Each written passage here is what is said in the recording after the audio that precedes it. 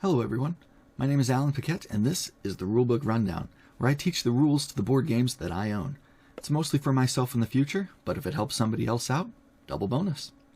Today's game is going to be the 2 to 4 player game, Oh My Gold. Let's set it up.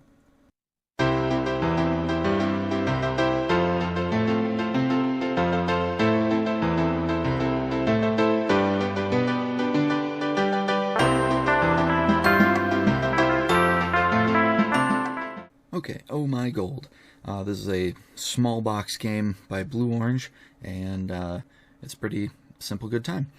So how this one works, each player has a player character, and then we have the treasure deck shuffled and 3 set out. So on a player's turn, they roll all 4 dice, and the initial goal is to get keys to be able to take and unlock the chest, because all of these have key symbols on them. The more key symbols that are on there, the better the loot is, but you get to have 1 reroll, but when you reroll, you have to reroll all of your dice. So the swords are actually wild. Everything else is its respective face. So maybe this person would choose to keep this roll, in which case they can use these 2, the key and a sword, to take this chest. When you take a chest, you flip it face up and have it in front of you. This actually worked out really well because they have 2 diamonds, so they have grabbed this chest but not loaded it onto their ship yet. So once they match 2 faces with the diamonds like such, then they can put it under their ship, and they have loaded that, and that is safe from everybody. Then that gets replaced, and it's the next player's turn. So they would roll the dice, and they'll maybe try to do the same thing of use the 2 swords to get this one here, and it's a coin. Well, they don't have a coin on the other dice, so that will be the end of their turn, and they just have this kind of hanging out here. So how one of the advanced rules, which is what we usually play with because it's not that advanced, is that if you roll a sword and somebody else has a loot that isn't loaded yet, you can potentially steal it.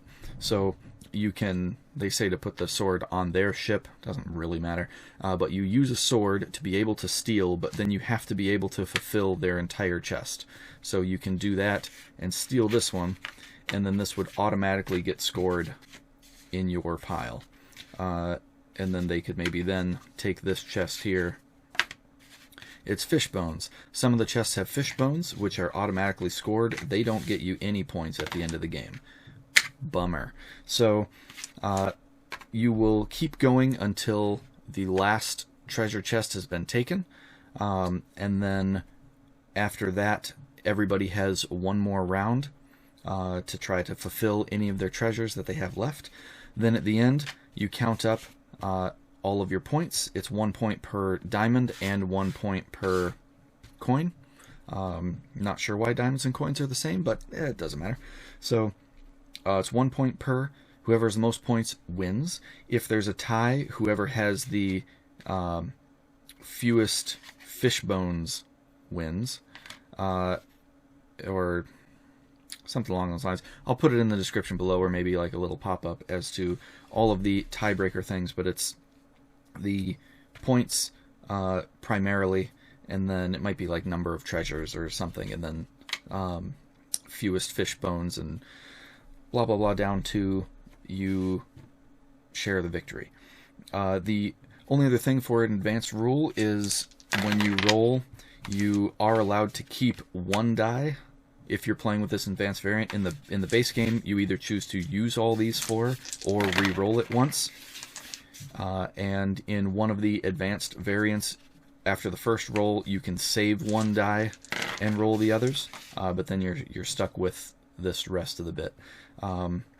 So advanced rules are saving a die and using a sword to be able to steal somebody else's thing, and swords are wild. And that's it for Oh My Gold.